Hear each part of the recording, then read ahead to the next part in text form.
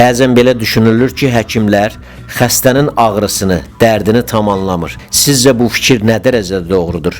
Həkimlər doğrudan da soyuqqanlı olur, yoxsa bu onların peşə borcu naminə taxdıqları bir maskadır? Yoxsa ki, həkimlərin öz peşə davranışlarına görə duyğularını göstərməməsinin nəticəsidir? Çox belə maraqlı bir, iki başlı bir sualdır. Mən də iki başlı suala iki başlı cavab verəcəm.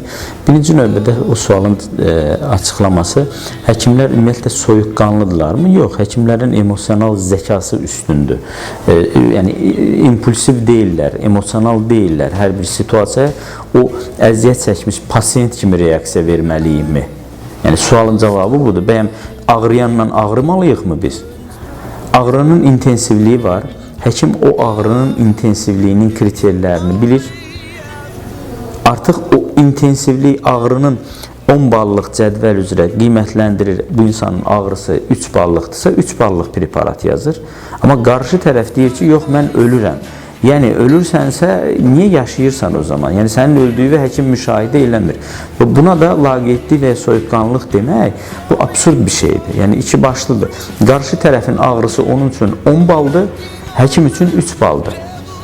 O insan ömründə o ağrı ilə rastlaşmayıb, amma bu həkim, bu soyuqqanlı deyilmiş həkim, deyilən həkim, bu isə hər gün o ağrı acı ilə rastlaşır deyə artıq onun üçün qışqırıb deməsən ki, mənim 10 ballıq ağrım var, sən mənə niyə dəstək və yardım göstərmirsən, mən axı ölürəm burada deməsi, bu onun subyektiv düşüncəsidir. Həkimin soyuqqanlığı isə, yəni onun 10 ballıq deyil, 3 ballıq ağrısına görə soyuqqanlı durur. Və o düşünür ki, mən ağrıyıramsa, hər kəs ortalıqda panikaya düşməlidir, hayküy salmalıdır, hər bir tərəfə qaçmalıdır.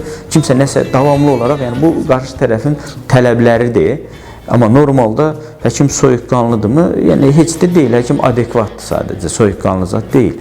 Yəni soyuqqanlı odur ki, sən bir baş verən hadisəyə areaktiv qalasan, bir də var baş verən hadisəyə adekvat reaksiya verəsən. Yəni soyuqqanlılıq bu sayılmır ki, yəni hadisələr zamanı sadəcə öz rahatlığını və yaxud da sakitçiliyini pozmayana soyuqqanlılıq deyirik. Amma həkimlər sakitçiliklərini pozmurlarmı? Yox, həkimin sakitçiliyi pozur, sadəcə belə deyək də, hər bir zəhərin dozası var, hər bir belə deyək də, qəbul edildiyimiz qidanın da dozası var və həkimin də soyuqqanlılığının və ya sakitçiliyinin bir qədəri var, dozası var. Yəni, o hər xəstəyə individualdır. Birinə ola bilər ki, bəli, həkim ürək masajı eləyər, cani dildən, ürəkdən. Bu, onun durumuna bağlıdır. Nə qədər kritiksə ürək dayanıb, biz ona süni, daha doğrusu, ürək ağziyər masajı eləyirik.